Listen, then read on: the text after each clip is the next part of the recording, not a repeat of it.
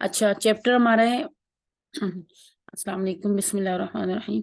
जो हमारा चैप्टर है वो है हमारा कौमी इत्तफाक। और कौमी इत्तफाक के राइटर कौन है? सर सैयद अहमद खान। कौमी इत्तफाक के राइटर कौन है? सर सैयद अहमद खान। ठीक है। और इन्होंने दो कौमी नजरिया पेश किया था। ये आ गया हमारा चैप्टर कौमी इत्तफाक। इसके मुसन्नफ हैं सर सैयद अहमद खान। ठीक है। ये तहरीक आज़ादी के रहनुमा भी हैं। फिर कौम के बारे में बताया कि कौम का लफ्ज ऐसा लफ्ज है जो बहुत कदीम जमाने से चला आ रहा है। ठीक है। कौमों का शुमार बताया। कौमों का शुमार दो नजरियों पर होता है, एक बुजुर्ग की नस्ल में होने से या किसी मुल्क का बाशिंदा होने से। ठीक है। मगर जब आज़र सल्लल्लाहु अलैहि वसल्लम दुनिया में तशरीफ लाए खातमुन नबीयीन, तो उन्होंने इस तफरका कौमियत को ख़त्म करके एक रूहानी रिश्ता कौमियत जो है वो कायम किया, यानी हब्लुल मतीन पर। हब्लुल मतीन मजबूत रस्सी जो थी, कौन सी मजबूत रस्सी? कलमा तौहीद, यानी कलमा तौहीद पर बनने वाला जो रूहानी रिश्ता था उसको एक कौम करार दिया गया। ठीक है। यानी उम्मत मुसलमा, यानी मुसलमानों की कौम। अच्छा, लअक़उदन्न लहुम सिरातकल मुस्तकीम, ये किसने कहा? शैतान ने मुसलमानों के साथ बुग़्ज़ और अदावत रखते हुए, यानी अल्लाह ताला की नाफरमानी के सबब जो है उसने क्या किया? उसने ये लोगों को गुमराह करना शुरू कर दिया। ठीक है। तो अब कह रहे हैं बई हमा, फरूई मसाइल में इख्तलाफ होने के सबब। बई हमा कहते हैं इन सब मामूली, फरूई कहते हैं फरूई मसाइल, मामूली मसाइल। ये अपने पास नोट करें, मामूली मसाइल, बई हमा। ठीक है। इन सब मामूली मसाइल के बावजूद में इख्तलाफ होने के सबब किस तरह, यानी बई हमा फरूई मसाइल में इख्तलाफ होने के सबब, यानी इन तमाम मसाइल, मामूली मसाइल होने, इनमें इख्तलाफात होने के सबब किस तरह हमारी कौम ने इस हब्लुल मतीन की बंदिश को तोड़ा है। यानी जो हमारी हब्लुल मतीन, यानी जो मजबूत रस्सी थी, उसकी बंदिश को किस तरह तोड़ा है। ठीक है। तो और इस रिश्ते अखुवत को जिसे खुदा ने कायम किया था छोड़ा है। जिस कस्बे और शहर में जाओ आपस में नफाक को अदावत पाओगे। नफाक कहते हैं नाइतफाकी, और अदावत कहते हैं, नाइतफाकी और अदावत कहते हैं दुश्मनी। ठीक है।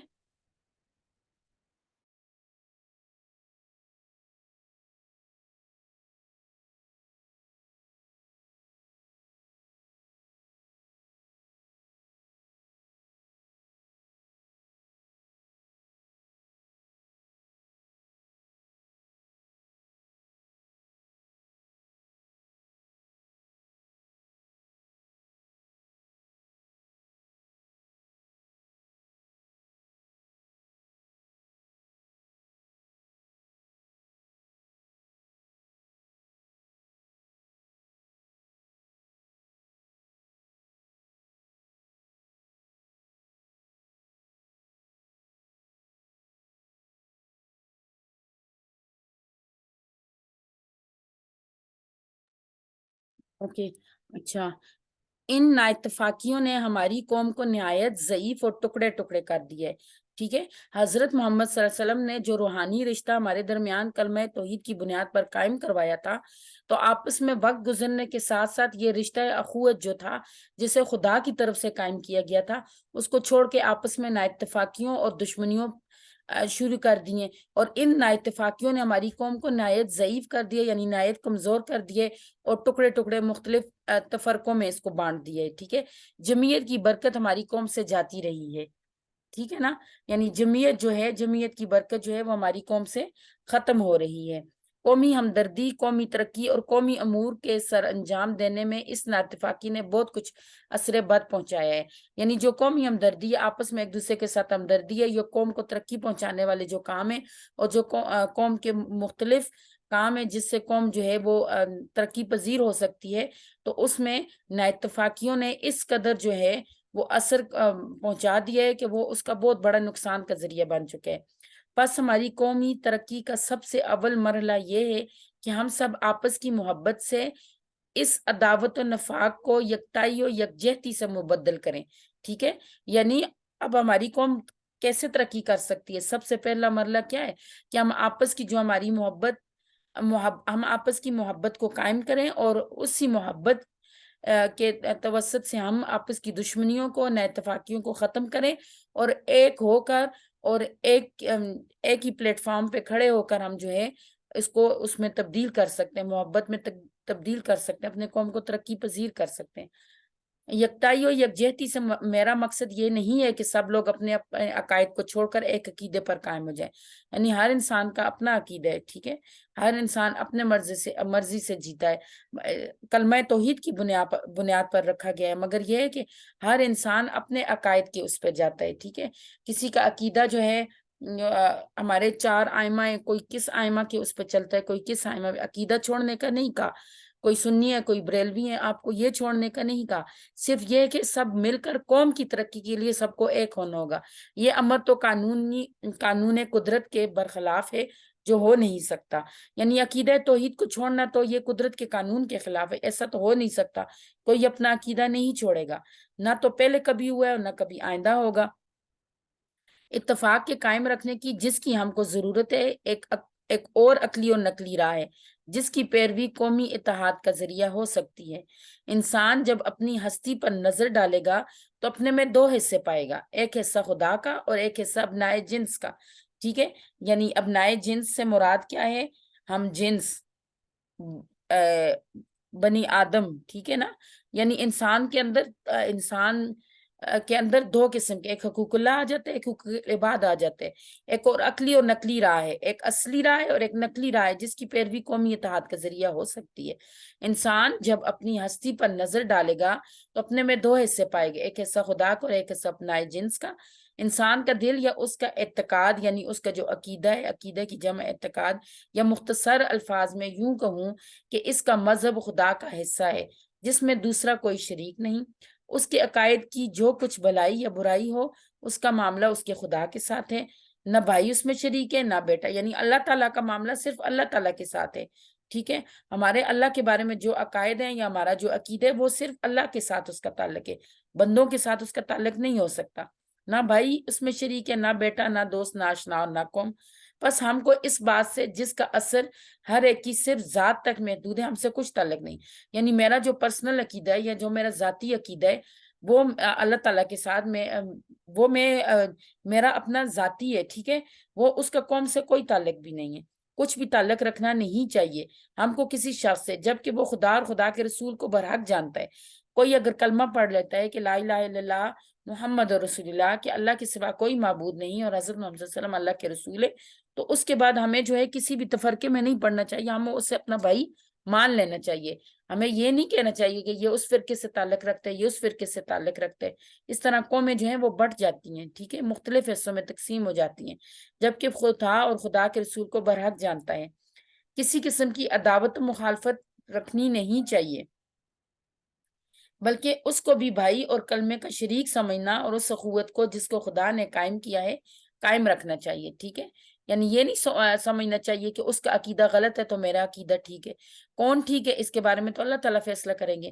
نہایت افسوس اور نادانی کی بات ہے کہ ہم کسی سے ایسے امر میں عداوت رکھیں، یعنی ایسے کام میں ہم دشمنی رکھتے ہیں جس کا اثر خود اسی تک محدود ہے، اگر اس کا عقیدہ ٹھیک نہیں ہے تو اس کا تعلق اللہ تعالیٰ کے ساتھ ہے، ٹھیک ہے؟ قیامت کے روز وہ خود اس بات کا جواب دے۔ ہم کون ہوتے ہیں ہم جا کے کسی کو یہ کہنے والے کہ تم جو ہے تو اسلام کے دائرے سے خارج ہو، یا تم یہ کر رہے ہو، تم وہ کر رہے ہو؟ ہم اسے اچھائی کا حکم دے سکتے ہیں، برائی سے منع کر سکتے ہیں، مگر ہم اس کے عقیدے پر جو ہے وہ اس کو پوائنٹ آؤٹ نہیں کر سکتے، اور ہم کو اس سے کچھ بھی ضرر و نقصان نہیں جو حصہ کے انسان میں اس کے ابنائے جنس کا ہے، ٹھیک ہے؟ اس سے ہم کو غرض رکھنے، یعنی جو انسانوں کے ساتھ اس کا تعلق ہے، جو حقوق العباد کے ساتھ اس کا تعلق ہے، ہمیں اس کے ساتھ واسطہ رکھنا چاہیے، ہمیں اس کا اللہ کے ساتھ جو رشتہ ہے ہمیں اس کے ساتھ واسطہ نہیں رکھنا چاہیے۔ اور وہ حصہ آپس کی محبت، باہمی دوستی اور ایک دوسرے کی اعانت، مدد کو کہتے ہیں اعانت، ایک دوسرے کی ہمدردی ہے، جس کے مجموعے کا نام قومی ہمدردی ہے. یعنی اگر اس کو مجموعہ کیا جائے اس کا تو قومی ہمدردی، آپس میں محبت کرنا، ایک دوسرے کے کام آنا. ٹھیک ہے، معاشرے میں کوئی اگر ہیلپ کسی کو چاہیے اس کی مدد کرنا، ٹھیک ہے، اس کی اعانت کرنا، ایک دوسرے کے ساتھ ہمدردی کا رویہ رکھنا. کوئی کسی مسئلے میں اگر پھنس چکے ہے تو اس کی مدد کرنا. ٹھیک ہے، یہی ایک طریقہ ہے جس سے خدا کے حکم کی بھی اطاعت ہے اور آپس میں برادرانہ برتاؤ بھی ہے. یعنی یہی ہمارا بھائیوں والا سلوک بھی ہے. قومی اتفاق، قومی ہمدردی قائم ہو سکتی ہے جب قومی ترقی کے لیے پہلی منزل ہے. ٹھیک ہے، جو قومی ترقی کے لیے پہلی منزل ہے. یہ بات ہم کو بھولنی نہیں چاہیے کہ ان روحانی بھائیوں کے سوا اور بھی ہمارے وطنی بھائی ہیں. صرف روحانی بھائی ہمارے نہیں ہیں، یعنی جو اسلام کا جن کا رشتہ ہے وہی بھائی نہیں ہے. ہمارے ملک میں بہت سے ہندو بھی رہتے ہیں، ہمارے ملک میں بہت سے جو ہیں تو کرسچین عیسائی بھی رہتے ہیں. ٹھیک ہے، تو ہمارے وہ وطنی بھائی ہیں، ہمارے ملک کے ہیں تو ہمارے وطن کے ہیں، وہ ہمارے وطنی بھائی ہیں. وہ ہمارے ساتھ اسی کلمے میں جس نے ہم مختلف قوم اور مختلف فرقوں کو ایک اور قوم اور آپس میں روحانی بھائی بنا دیے، شریک نہیں ہے. یعنی وہ ہمارے کلمے میں ہمارے ساتھ شریک نہیں ہے، مگر بہت سے تمدنی امور میں جن میں ہم اور وہ مثل بھائیوں کی شریک ہیں. یعنی تمدنی جو ہمارے معاشرتی کام ہے یا جو تمدن ہے، ہماری تہذیب اور ثقافت ہے، اس میں تو وہ شریک ہیں. ہمسائے کا ادب ہمارے مذہب کا ایک جزو ہے. ٹھیک ہے، اور یہی ہمسائیگی وسعت پاتے پاتے ہم ملکی اور ہم وطنی کی وسعت تک پہنچ جاتی ہے. اگر جو ہمارا ہمسایہ ہے، پڑوسی ہے، ٹھیک ہے، وہ ہمارے اس کا ادب کرنا، اس کا خیال رکھنا ہمارے مذہب کا ایک حصہ ہے. ٹھیک ہے، اور اسی طرح اگر ہم ایک دوسرے کے پڑوسیوں کا خیال رکھیں گے، محلے والوں کا خیال رکھیں گے، شہر میں جو لوگ ہیں ان کا خیال رکھیں گے، ایک دوسرے کے ساتھ جو ہے تو اچھا برتاؤ کریں گے، تو اس سے ہی جو ہے وسعت پیدا ہوتی ہے. ٹھیک ہے، تمام امور انسانیت میں جن تمدن و معاشرت سے تعلق رکھتے ہیں ایک دوسرے کے مددگار ہوں، آپس میں سچی محبت، سچی دوستی اور دوستانہ بردباری رکھو. تمام نہیں، اتفاق کی خوبیاں لوگوں نے بہت کچھ بیان کی ہیں اور وہ ایسی ظاہر ہیں کہ کوئی شخص اتفاق سے بھی ان کو بھول نہیں سکتا. بہت بڑے بڑے واقعات دنیا میں گزرے جن کو پرانی تاریخیں یاد دلاتی ہیں اور جن کی یاد سے ایک عجیب اثر ہمارے دلوں میں ہوتا ہے. یعنی وہ پرانی کہانیاں پڑھتے ہیں، پرانی تاریخ پڑھتے ہیں تو اس سے ہمیں یہ اتفاق کے بارے میں بہت سی مثالیں ملتی ہیں. باہمی اتفاق سے ایسا قوی اور زبردست جذبہ پیدا ہوتا ہے، یعنی آپس کے اتفاق سے مضبوط جذبہ پیدا ہوتا ہے. ٹھیک ہے، کہ بڑی سے بڑی قوت کا مقابلہ کرتے ہیں. اس وقت تعلیم یافتہ دنیا میں جو کچھ ترقی ہے یا مہذب ملکوں میں جو کچھ طاقت ہے وہ سب اتفاق کی بدولت ہے. جو قومیں اتفاق کو چھوڑ دیتی ہیں وہ نیست و نابود ہو جاتی ہیں. بعض قابل ادب بزرگوں کا قول ہے کہ جس طرح اصلی دوستی دنیا میں ناپید ہے، یعنی بہت کم ہے، اسی طرح آپس کا اتفاق بھی ناممکن ہے. ان کی دلیل یہ ہے کہ تمام انسانوں کی طبع اور ان کے اغراض مختلف ہیں. طبع یعنی طبیعت، ٹھیک ہے، اور ان کے مقاصد مختلف ہیں، تو ضرور ہے کہ وہ ایک دوسرے کے مخالف ہوں. کوئی قوم مہذب یا نامہذب ایسی نہیں پائی جائے گی جس میں باہم حسد و نفاق، عداوت اور باہمی حقارت نہ پائی جائے. یعنی یہ بھی انسان کے ایک اخلاقیات کے اندر یہ چیزیں آ جاتی ہیں. مگر ہاں یہ بات سچ ہے، مگر جس پر اتفاق پر ہم بیس کرتے ہیں وہ شخصی اتفاق نہیں ہے، یعنی شخصیت کا اتفاق نہیں ہے، قوم کا اتفاق ہے. ایک بندے کی اپنی ذات تک محدود نہیں ہے، قوم تک محدود ہے. ہمارے آپس میں بمقتضائے بشریت گو کیسا ہی نفاق ہو. ٹھیک ہے، یعنی انسانیت ہونے کے جو تقاضوں کے وہ ہیں، ٹھیک ہے، کے مطابق کیسا بھی نفاق ہو، جو خدا کے نزدیک ایک سخت گناہ یا قومی برائی کا اثر تمام قوم کے لوگوں کو پر پہنچتا ہے. اس لیے جبل منفعت یا دفع مضرت میں سب لوگ متفق ہو جاتے ہیں اور شخصی تنازعات اس وقت کچھ اثر باقی نہیں رہتا. ٹھیک ہے، یعنی جبل منفعت نفع حاصل کرنا یا دفع مضرت کہتے ہیں نقصان سے بچنا. ٹھیک ہے، یعنی نفع حاصل بھی ہو سکتا ہے اور نقصان سے بھی بچا جا سکتے اور شخصی تنازعات اس وقت کچھ اثر باقی نہیں رہتا. یعنی ہمیں صرف اور صرف قومی اتفاق کے بارے میں ہم بات کریں. اس زمانے میں جو سب سے بڑا سبب ہماری قوم کے تنزل کا یعنی اس کا زوال کا شکار ہے وہ کیا ہے کہ قومی اتفاق کا خیال نسیم منسیہ ہو گیا ہے. ٹھیک ہے، یعنی جو قومی ہمارا اتفاق ہے اس کا جو یہ بھولی بسری بات ہوگی، یہ بھول چکے ہیں ہم لوگ. کسی کو بجز ذاتی منفعت کے قومی بھلائی یا قومی منفعت کا خیال بھی نہیں آتا. صرف ہر کسی کو اپنی پڑی ہے میرا ٹائم ضائع نہ ہو، میں وقت پہ پہنچ جاؤں، میرا کام پہلے ہو جائے، میری بل پہلے اس کی پیمنٹ ہو جائے، میرا یہ سب کچھ ہو جائے. یعنی جب تک ہم اپنے اندر سے میں نہیں ختم کریں گے تو ہم قوم کو کوئی فائدہ نہیں دے سکتے. ٹھیک ہے. اگر کوئی کچھ کرتا بھی ہے تو اس کو پہلے اپنی ذاتی غرض مد نظر ہوتی ہے، پہلے وہ اپنی ذات کو دیکھتا ہے اور قومی بھلائی کے پردے سے اس کی پردہ پوشی کرنا چاہتا ہے. یہی وجہ ہے کہ ہمارے کاموں میں برکت نہیں ہوتی. ہمارے کاموں میں برکت کیوں نہیں ہوتی؟ کیونکہ کوئی بھی شخص جو ہے وہ اپنی ذاتی اغراض کے لیے کام کرتا ہے. ٹھیک ہے. اور قومی بھلائی جو ہے وہ اس کے ذاتی اغراض میں چھپ جاتی ہے. میں یہ نہیں کہتا کہ ہماری قوم میں نیکی کا خیال نہیں ہے، بالکل ہے. نہیں، ان میں بہت کچھ نیکی ہے، بہت سے نیک کام ان سے ہوتے ہیں.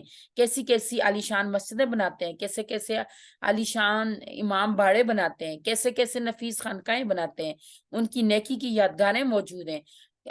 کیسے مزار بنائے ہوئے ہیں. اب بھی ہر شہر اور ہر قصبے میں دیکھو گے لوگ کس قدر خیرات کرتے ہیں، بھوکوں کو کھلاتے ہیں. ایسے ہی رمضان میں کتنے لوگ افطار کرواتے ہیں، بھوکوں کو کھانا کھلاتے ہیں، حج و زیارت میں روپیہ خرچ کرتے ہیں، مسجدیں بنواتے ہیں. کوئی ایسا کام جس میں ان کی دانست میں مذہبی نیکی ہو، دل و جان سے اس میں مصروف ہو جاتے ہیں. ٹھیک ہے.